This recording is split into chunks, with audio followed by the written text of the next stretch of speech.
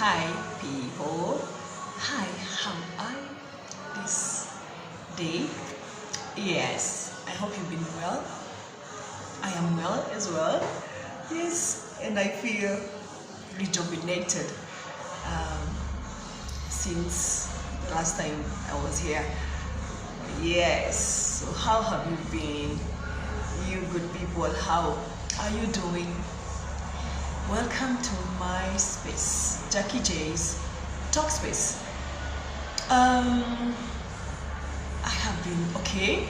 I know most of you would want to know how I have been for the last couple of days. I have been okay. And yes, I think you can see there's some, kind of makeover, and sometimes it feels good when you want to change something that is the way you look, but actually I feel good from within. I feel so much at peace and feel so refreshed. Yes, I can feel it from deep down. I hope you are also feeling the same way. You can tell me how you feel. Let's talk. So today I'm going to be talking about how to peacefully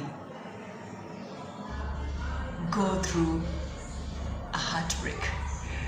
Yes, I think there's something that is just telling me talk about this, and I will share it from my own space, my own experience, which is something that I have recently gone through.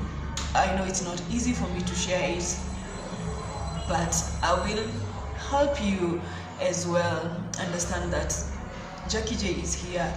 As I may look as happy as I am, which I am 100% at peace, yes, but just to share the experience with you, to know that most of us go through the same type of path. Most of us go through the same kind of things, and when we're here giving you a word of encouragement, is knowing that it is doable, knowing that it is possible for you to go through it. It's not for you to evade it, but for you to go through it. So today we will be talking about how do you peacefully go through or pass over from a heartbreak. I will be talking about 4 things that have worked perfectly for me, because as usual, I when I was beginning, when I was welcoming into this, I was telling you that I tell most of my friends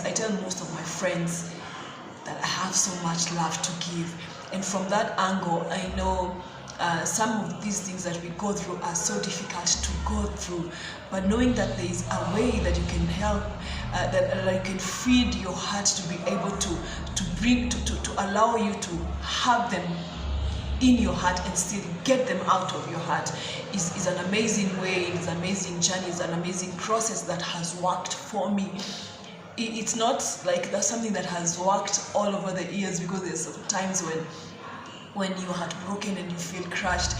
Wengine wetu, you say, mimi since kula you become brave. I remember there's a time when I was dating. I will share this experience. It was my first experience in the dating world, and so my ex-boyfriend broke up with me, and I was going to work that day, but now he called me before I went to work.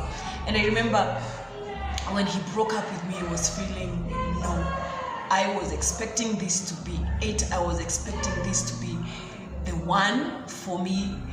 And so when I got at work, there's one particular guy who used to play the keyboard at the place that I used to work. There was, yes, that music going around in the ambience. And then when he looked at me, and then he was like, how come you're so slim? How umekonda sana? And we were with you yesterday. Why do you look so thin? Nini mbaya imekufanya ukonde hivyo? And I was like, oh my God, it is this confusion that just happened. And I was imagining, how could someone break up with you cause so much effect on you, and going forward, many other heartbreaks, which are also good for my life and for your life. I believe sometimes it's not good to be heartbroken. Sometimes it's totally not entirely on you, but when it happens, how do you deal with that?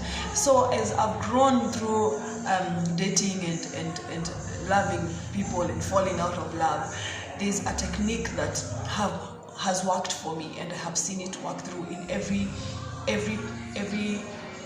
engagement of love that I find myself in.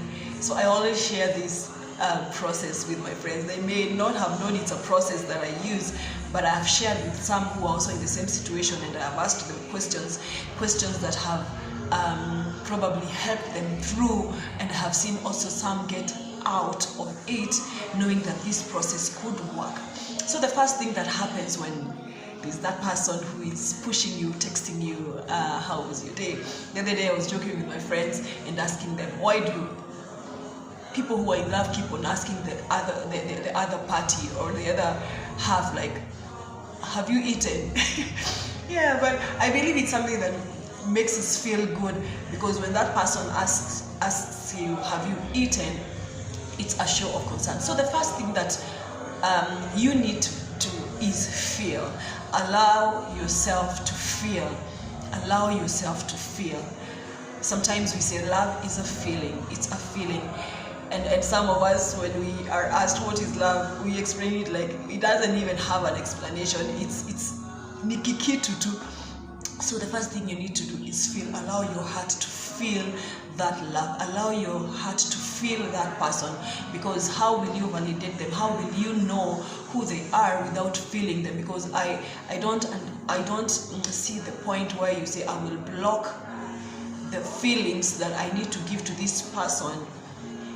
I don't understand that point, because you need to feel this person, because how does it eventually become a heartbreak if you've not felt this person? So the first thing is allow your heart to feel. Let it attach. I know this could be controversial to some of you. Let your heart connect with that person so that you are able to understand, are these two hearts compatible with each other? And then when you feel, then comes the word that we began with, love. Love this person. Love this person. Yes, allow this person in your heart.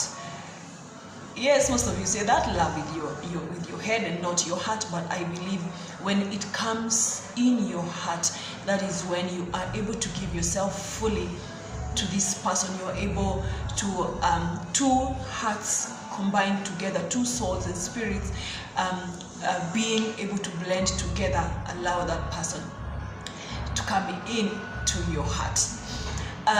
The third thing is, when a heartbreak happens, what do? We cry. Sometimes we cry. Sometimes we say very demeaning words about this person. And I believe from number one, we say that you feel. Number two is love this person. Then when we are able to go through that process, what makes us able to go through that process is by feeling and loving this person. So that process is release this person. Has a heartbreak happened? Release this person. Don't hold on to this person. Don't talk so evil words and insults. Don't throw them. Whether they gave you promises, whether they told you that I'll love you forever, whether they told you that you are mine, whether they told you the most beautiful things that you've ever heard of, whether you attached to those emotions. Yes, we said feel, love, but what you are able to do, if you have the love of Christ in your heart, is to release this person. Release this person. Have they told you that this is not going to work? Have they told you things that you even wonder, why was I even feeling and loving this person in the first place? No. Release this person. Release this person. It's not easy. It's easier said than done, but it's a process that when we get to number 4, you will understand why it's easy to feel this person, it's easy to love this person, it's easy to release. And I believe number 1 should have come as the first one, but I will place it at number 4 because it is the crown of everything.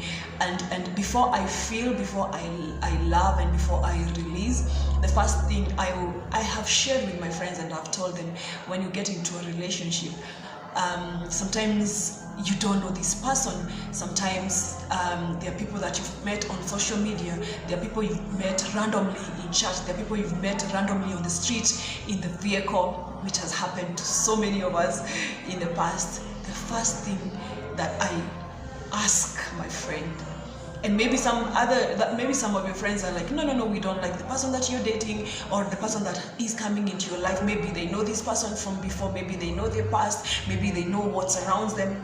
But the first thing I ask them is, are you at peace? Are you at peace? Is your heart at peace? Because peace, I believe, peace is the major thing, is one major thing that when you are getting into a relationship, whether it's friendship, whether it's acquaintances, whether it's work. Sometimes we get into business deals and you're feeling, no, your instinct is telling you, don't get into this. Other deals, you're like, no, I need to go forward. I need to go out and risk and see how this goes.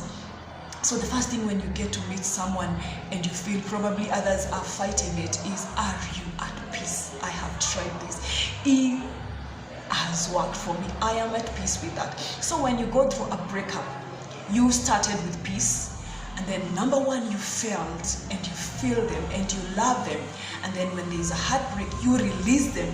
It becomes so easy for you, because if there was peace in your heart, if there was a foundation of peace, and you did not love them just because they came with a tall, handsome and that physical look, it's because there's something that spiritually connected you together, then it is for you to live at peace. And you'll find yourself being able to release your heart to someone else. And it is key, because sometimes we have held so much into someone that hurt us that we are not able to allow someone else to come into our lives. And I will tell you for sure, it is something that I have practiced and I have seen it.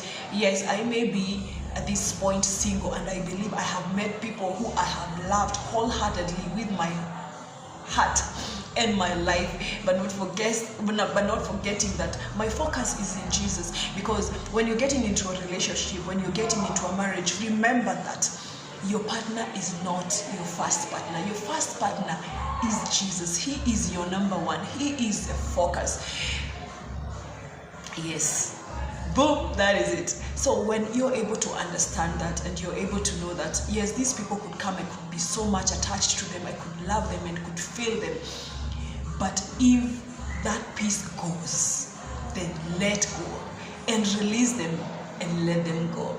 Because at the end of the day, the Lord has put in you a love that is unconditional, a love that is the first love.